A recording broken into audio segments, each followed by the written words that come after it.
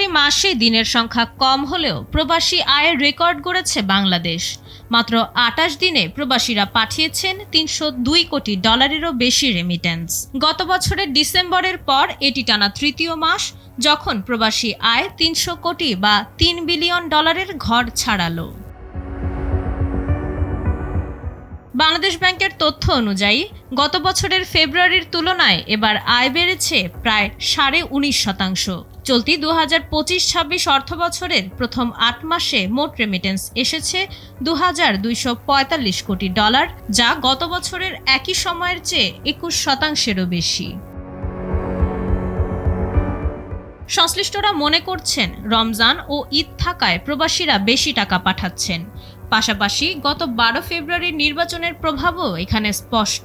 তবে বড় কারণ হিসেবে দেখা হচ্ছে কেন্দ্রীয় ব্যাংকের কঠোর অবস্থানকে। অন্তর্বর্তী সরকারের দায়িত্ব নেওয়ার পর অর্থ পাচার রোধে কড়াকড়ি এবং হুন্ডি প্রবণতা কমিয়ে ব্যাংকিং চ্যানেলে উৎসাহিত করায় বৈধ পথে বাড়ছে ডলারের প্রবাহ। রেমিটেন্সের এই জোয়ারে স্বস্তি ফিরেছে দেশের বৈদেশিক মুদ্রার রিজার্ভে। বর্তমানে গ্রস রিজার্ভ দাঁড়িয়েছে $৩৫ বিলিয়ন ওপরে। ফলে ডলারের বাজারেও ফিরেছে স্থিতিশীলতা। প্রতি ডলার ১২২ টাকায় স্থির আছে। সামগ্রিকভাবে বৈদেশিক লেনদেনেও এখন বড় অঙ্কের উদ্বৃত্ত দেখছে বাংলাদেশ।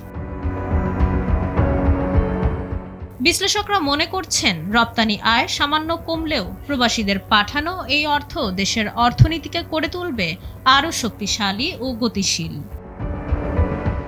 মাইশা মালিহা, সময়ের আলো।